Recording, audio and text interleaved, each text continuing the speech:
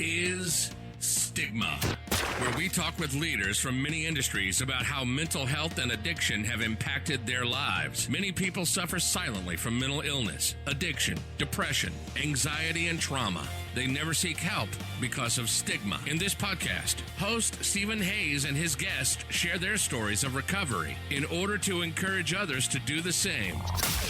Here's Stephen. Welcome back to another episode of the Stigma podcast. Today's guest is Nyemade Boiwu. Nyemade recently wrote a blog post on the NAMI website titled, "It's Okay If You Need Meds to Be Okay." And this post caught my eye because I've been a part of several conversations lately about stigma where taking medication has been the focal point.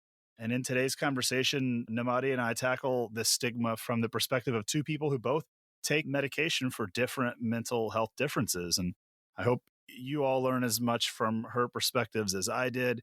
There are a number of ways to get in touch with her and follow her on social and find her article.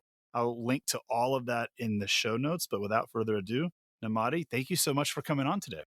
Absolutely. You're welcome. I'm so glad to be here. Thank you for inviting me. Yeah, I'm really excited for this conversation. It resonates a lot with me, the stuff that you've been talking about, especially around medication. But what I wanted to start with was having you tell our audience a little bit of your sort of personal story, your journey. Sure. So I've been dealing with mental illness issues since I was a teenager, probably around like 13 or 14. And it's interesting that not a lot of people realize that about 50% of the people who are going to deal with some type of mental illness begin showing symptoms at the age of 14, which is almost the worst time to show symptoms because you're already so hormonal and emotional and dealing with all the things. So it's really easy to brush that aside and say that it's just being a teenager. And that's definitely what happened with me. My moodiness, my sadness, my mom just sort of thought, she's just, being a moody teenager until one day when it got really bad and I unfortunately tried to take my life. I'm here, so obviously it thankfully didn't work. And then from there, it's just really something that I've struggled with. I had seasonal affective disorder, so winters were particularly bad for me. And I know that the article that caught your eye was my one about medication, but actually one of my biggest moves down to Florida when I was 19 was me trying to run away from needing medication. My depression was getting worse and worse, and the sad downtimes were definitely becoming longer than the happier times. So I felt like I was right on the cusp where I was going to have to say, I needed medicine or I needed to get away. So I picked sunshine, which I definitely don't regret. I loved living in Florida. Right. But you can't really outrun mental health issues. So I still had it. It was better for a while, but it was definitely still there. And I get it, man. I tried to outrun addiction. I tried to outrun a lot of stuff by moving and changing jobs. I get it, man. For some reason, before we get help, we think we can run away from it. And if we change locations, it won't come with us. Right. Yeah. So, that's basically what I tried to do.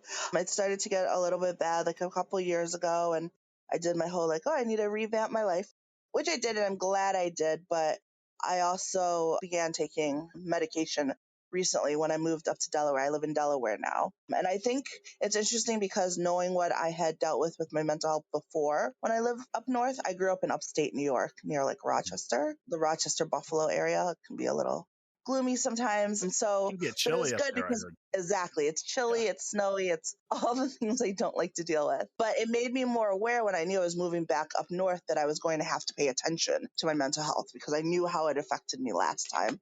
So it was good. I saw a therapist right away when I started feeling, more down and more of the symptoms and feeling more affected by things. I saw a therapist right away. And then I eventually got on medication because the therapy just wasn't helping. And that's, where we are now. And that's what led to that article because I'm feeling great and it feels great to feel great. And I just can't believe I let myself feel so bad for so long because I didn't want to say that I was on mental health medicine. I love that. It feels great to feel great. Just now, something you also said in the article was that for some people, therapy is enough, but for you, therapy alone wasn't enough. You needed something else. And kind of curious how you came to that realization. When was it that you just said, you know what, therapy's not working, because that's a complicated thing to figure out if therapy's working. Sometimes it takes a long time to see the positive benefits of therapy, right? Yeah, it definitely does. It's because it's something I had tried for a while. And I mean, depression is different for everybody. Everybody feels it in different ways. Everybody's affected by it different. Some people have like situational depression where they're sad because of something going on in their life, either the time or place or just things surrounding them. And in those situations, therapy can help a little bit more because you can correct a behavior, you can correct a thought pattern, things like that. People in situational depressions do sometimes still need medicine as well. But oh, by the way, I should mention I'm not like a licensed mental health specialist. I'm just someone on a personal journey.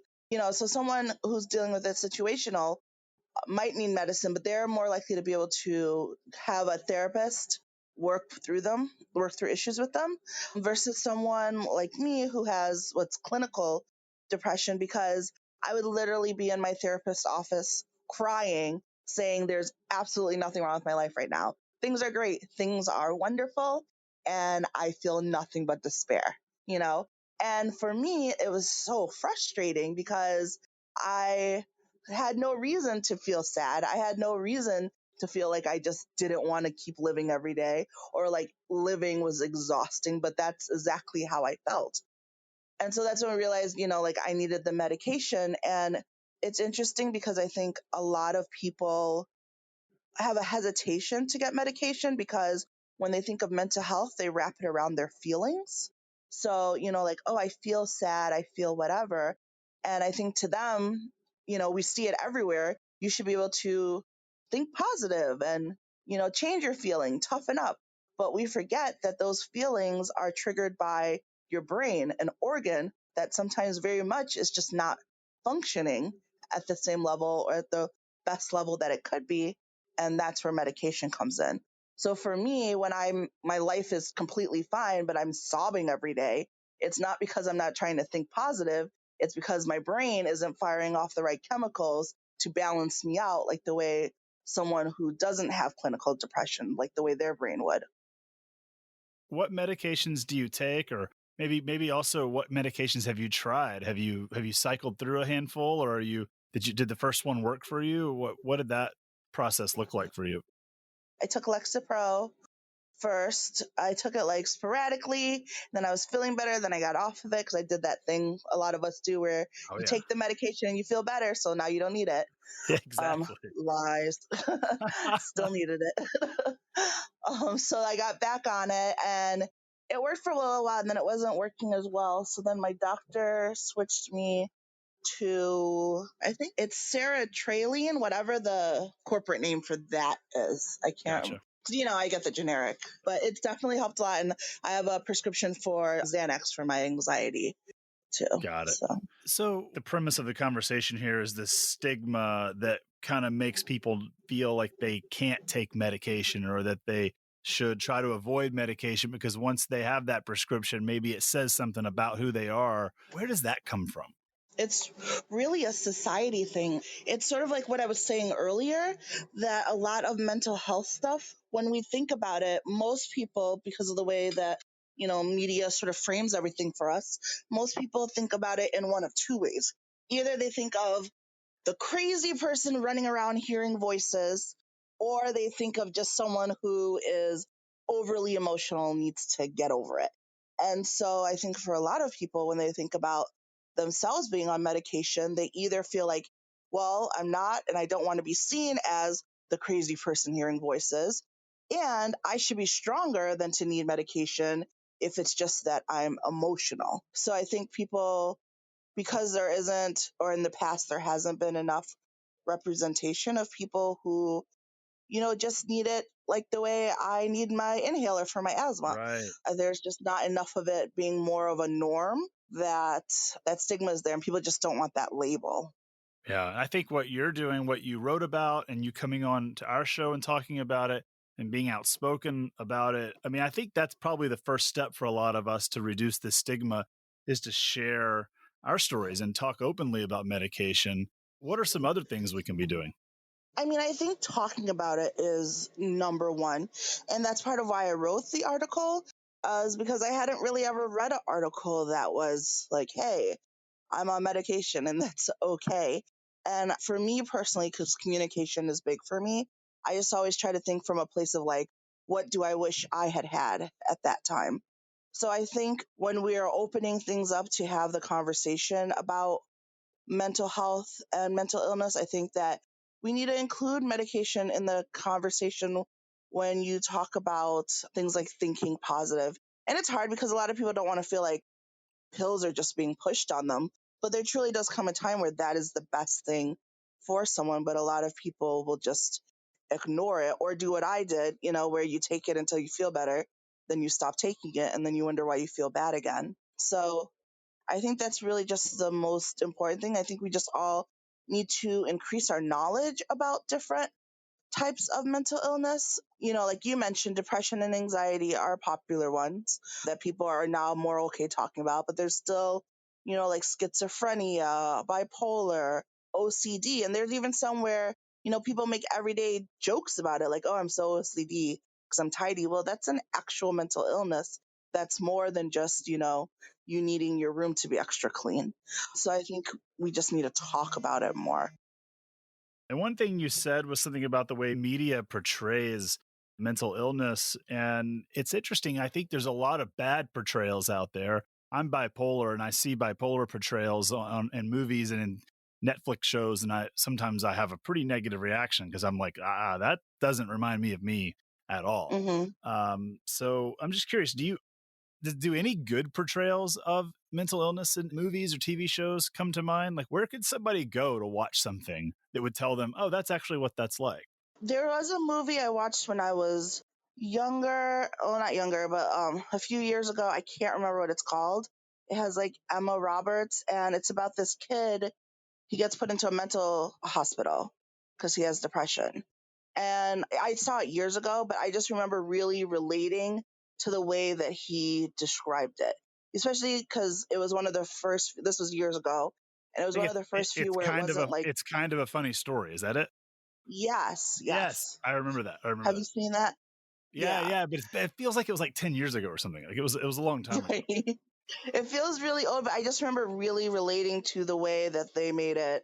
Because I think a lot of times, even back then, depression was like, oh, you're weeping and you're sobbing, or oh, I can't, function. And I think a lot of people forget that there are many of us happy, functioning people with depression. Like if I didn't tell you that I had it, most people don't know. And I've only recently started talking about it, and some people are still surprised because I'm that person who's always smiling and always happy because I don't want anyone to ask me what's wrong.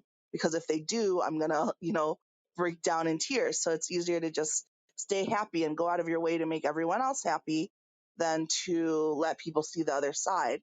So people tend to think that mental illness looks a certain way, and it definitely doesn't. Oh, to your question though, there's a show called My Crazy Ex-Girlfriend. It's a musical TV show. It's kind of silly, but I do like the way that they deal with her mental illness in the show because she has a personality disorder, which I I haven't never seen that one, even, but I'm definitely gonna check it out. yeah, I never even really knew that it was a thing. And that's the thing, is that there's so many mental illnesses that are so downplayed by society that you forget that they're real, actual mental illnesses. Like I was saying earlier, like OCD, it's not just about being tidy. It's like an actual mental illness that's very difficult for some people to deal with. And personality disorder, it's not just someone being like, oh, she's a little eccentric. It's like there's this whole part of their brain that doesn't function the same way. Narcissist, Mhm. that's one that's a huge point of conversation lately because it's so overused, like, oh, it's just someone who's full of themselves. Like, no, it's actually much deeper than that. Someone who's an actual narcissist, and Right. it's a problem. But in the same breath that we don't, give things enough attention, we also like gloss over things that we should give more attention. Yeah, what are some more things that we could be giving more attention to and maybe use better language around? Like how could we be bifurcating in our daily discussions, like when we overdo it or when we underdo it and what we should be talking more about? Like what I just feel like the language around mental health needs help. It does. It does. And I think part of it is holding ourselves accountable. And it's not something that's easy to change, but I think we can do it. Sometimes it takes time. And sometimes it takes being a little uncomfortable as you call someone out. But using language, like I know for me personally, since I started volunteering at NAMI, they have something, where they just try not to say things are crazy. It's interesting because I didn't realize until I started actively trying not to say things are crazy. I didn't realize how often I call things crazy or say like, this Yeah. person's acting crazy or this is crazy. And it's interesting when you try to really check yourself on it. And so I've really, for me personally, tried to make the commitment to not using certain phrases unless it's what I actually mean. Something I say all the time is like words mean things. And a lot of times they lose their significance because we're using them out of pocket. So I try to be, especially around the topic of mental health things, I try to be more intentional with my words and not let them slip as much.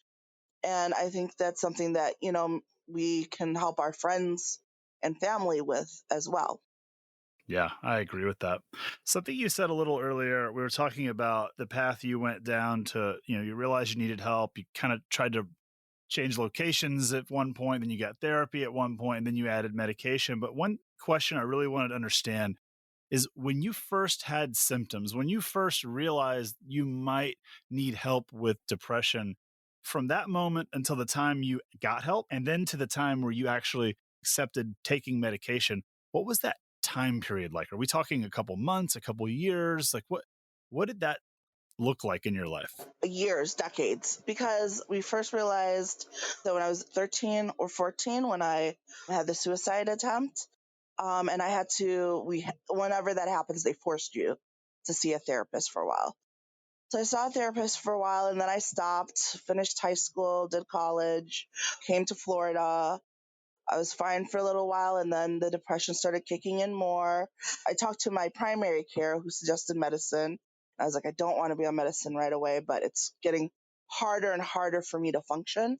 And that's the thing a lot of people don't realize with depression is that it's not just about feeling sad. It's like, I describe it sometimes like you're drowning and you know that there's a surface and you can see the light, but when you're, for me, when I I call them my depression episodes, I just feel like I'm swimming and swimming and swimming and I'm not breaking surface. And then eventually you start getting to a point where you're just tired and you just want to, sort of give up. So for me, when I start feeling that drowning feeling where I feel like I'm swimming, but I'm not coming up for air, that's also when I start it feels like it's just exhausting to do everything, to get up and go to work and to take a shower. Like it just all feels like it takes so much energy. So that was probably like my mid 20s. And so that's when I started going to a therapist. I went to one for a while. We didn't really click that well. And that's actually something that I try to advocate a lot now as well, is it's okay if you don't click with your therapist right away. You can either try longer or you can change therapists. I did what a lot of people do, which is I just stopped going to therapy. But what I should have done was sought out a different therapist. Like it just doesn't work or something. Not that it could just be not a good fit, but you're just, oh, it doesn't work. I didn't like the person. Right. And I mean, it's someone that you're trying to have deep conversations with. So it might take a minute for you to find someone who works for you. Like I first thought I wanted, an older female because I've always had aunts and people like that. So I was like, oh, I'll be like talking to my aunt. But I got in therapy and I was like, well, I don't want to tell her certain things about my life Right. that we need to discuss. And that's when I realized I actually needed to find someone closer to my age where I felt like I was talking to a girlfriend. Some people need the opposite sex to feel more comfortable. Some people need the same. So it might take a minute to find the right therapist. Like I said, I just was like, oh, well, this isn't working. So I stopped. And then I started up again more regularly when I moved to Delaware. Because as I mentioned, I was aware that I was coming back up north and that my SAD was going to hit. And so luckily I was in a spot where I was keeping an eye on my mental health at the time. So one of the other things I wanted to kind of ask about is looking back on the experience you went through during your younger years.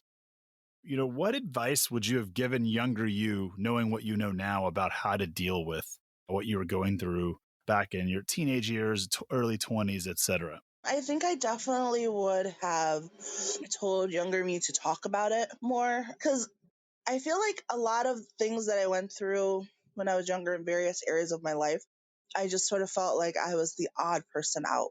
I know a lot of people say a lot of negative things about the internet, but one of the things I love about the internet is that it really helps you feel not so alone in a lot of different ways.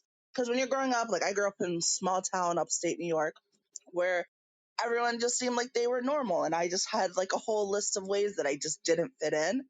And it was hard for me. I felt, really out of place and felt like I didn't really have anyone to talk to. Fast forward years later, now that we're all adults and on FaceTimes and posting memes and stuff, and you don't realize how many people are going through the same things that you were going through, but they didn't have anyone to talk to and they thought you were the normal one. So I would say to my younger self, just reach out and talk to somebody, even if it's an adult or a friend, because people are going through stuff. They just need someone to break the ice. I was saying to you earlier, that's sort of my main goal with all my forms of communication about different topics. Like for me, whether I'm talking about mental health or women's issue or race issues or weight issues, it's always from a place of what I wish someone else, like what I wish I had heard when I was younger, to allow me to feel more comfortable and more in a space to open up. And I think even adults, we talk about younger kids, but there's a lot of adults who still don't feel comfortable reaching out and getting help and need someone to be that voice for them. So I would say to younger me, like if you feel like you can be that voice, be that voice. And if you don't, at least find somebody to talk with, to connect, because nobody is really ever as alone as they think and feel that they are. Yeah. I know younger me would have probably told older me to pound sand. So I'm curious, what message do you think younger you would have responded to? I mean, and where I'm going with that is, what's it going to take to reach out to, Gen Z or people in their 20s and get them to hear a message about taking care of yourself and seeking help for mental health before you get to a life-changing, life-altering situation? Honestly, I think it takes peers. I think that I think it's a two-part, because I do think that there's something to be said with hearing a message from somebody older that you trust. I think a lot of people downplay problems of youth. Like I remember when I was younger, people being like, oh, you don't know what real problems are. But when you're that age, that is a real problem to you, even if it's just your friends aren't talking. Like that's your life and that's an emotional time for you. So I do think that adults are important, but I think that peers are very important, because kids usually listen to people their own age, because when they're younger, they think that adults don't really know what they're talking about, or it was different for us back then, so they don't know what it's like now. I think it's really important to empower younger people to feel comfortable talking to other younger people. What did I miss here? I mean, what would you want to share about, medication and depression and mental health that I probably forgot to ask about? I think it's also important, when you think about mental health and mental illness, when we talk about reaching out to peers, that also includes reaching out to peers of the same race, because cultures deal with mental health issues differently. I actually just did a live last night on NAMI for a part of their Sharing Hope, where I talked to a faith leader and a mental health specialist in the Black community. And we talked about how it impacts the Black community and the stigmas within that group and the things that, sort of hold us back. And I think all cultures have that. Even if it doesn't seem blaring, I think all cultures have a way where their culture and the history of their culture impacts their mental health. And then when you go past that, like the difference in mental health for men and women, a lot of times people think about mental health issues in women and how it affects them, but men have a much higher suicide rate than women do. And I feel like no one really talks about that. They're really impacted by mental health concerns as much, and they're so often told to bury it and toughen it up, and they do until they can't anymore. So I think that's really important to talk about. I guess I just want everybody to talk. That's my thing. Yeah, I I think always say like communication is my thing, but vulnerability, authentic, vulnerable conversation. I think that's yeah, that's the answer for so many. I think so too. I appreciate you doing this. I know these are heavy topics, and lately I've been trying to end these conversations with something a little lighter, a little bit of a lightning round of sorts. So I'm going to ask you a couple questions, just personal preferences, so our audience gets to know you a little bit better. And, just kind of, there's no wrong answer. You just sort of say whatever comes to Okay. mind. So, first one I like to ask is, what's your favorite mental health app? Honestly, I like the Calm app. I think is what it's called because I have sleep issues. Yeah, Calm. I love it. So I like Calm. And then there's one, Genius. There's one I can't say it's my favorite because I haven't checked it out yet. I think I saw it on your page actually. Did you recently interview someone who had an app? Ginger. Yes, that I knew it Yes, started with. Ginger. Yeah, that looks really cool. I followed the page and I downloaded the app. I want to play with that. I think that looks like a really good one. Awesome. Your favorite book or a book you've read lately? You know what's my favorite book? It's Anne of Green Gables. It's like for younger people, but My it's just wife one of loves those. the movie, by the way. Like, just can't, like, Yeah, watch it. It's like almost always on. it's so good. But yeah, that's definitely one of my favorites. I'm sure I have others. I love Little Women. I don't know. I like different genres, so it's really hard for me to pinpoint. Oh, I love the book Pillars of the Earth. It's really long. It's a little bit dark, but I thoroughly enjoy it. What about movie? Favorite movie? Oh, I love Stardust. It's really cheesy, but I love the movie Stardust. I recently rewatched. Oh, I love Ever After, and I recently rewatched the movie The Adjustment Bureau, and I Oh, really yeah. like that movie. I don't know if I would say it's like my favorite, but it's very thought provoking. And on the surface, it looks like it's just a movie about a guy and a girl, but it really like makes you think about, like willpower and do we really have willpower and are things really coincidences? And I like movies like that make me think even when the movie's done. Two more for you. What's your favorite self-care activity? I love dancing and singing. Anytime I can do something that, because I'm an overthinker by nature and then with my anxiety. So, like last year, it was really bad for a little while. Like, I just couldn't stop the racing thoughts. So, anytime I can do something that takes me away from that, I love it. I would love to say things like meditation, but that doesn't work for me. That's just more quiet time to think more. But if I can like sing or dance or do something fun and happy like that, I love it. Last question I like to ask is, what's one thing a listener can do to help reduce stigma today? I think that, like I mentioned before, just talking about it. And I think listening, and I think it's really important I don't know if I think it does help with the stigma. I was going to say, I think it's really important to recognize and not contribute to toxic positivity. I think that sometimes people so badly want to tell people to like perk up and be better and blah, blah, blah, that it's not beneficial. It just makes them feel worse about how they feel. And I think that something that people can do is to allow people to feel the way they feel. You don't always have to have a suggestion to fix someone's problem. Sometimes they just want to talk to someone and have someone go, yeah, that sucks. And I think just being there for people is something that to do because that will allow people to feel like they can open up more. And the more people we have open about it and the more that it's less of a taboo thing, then the more the stigma is removed. Yeah, I agree with you.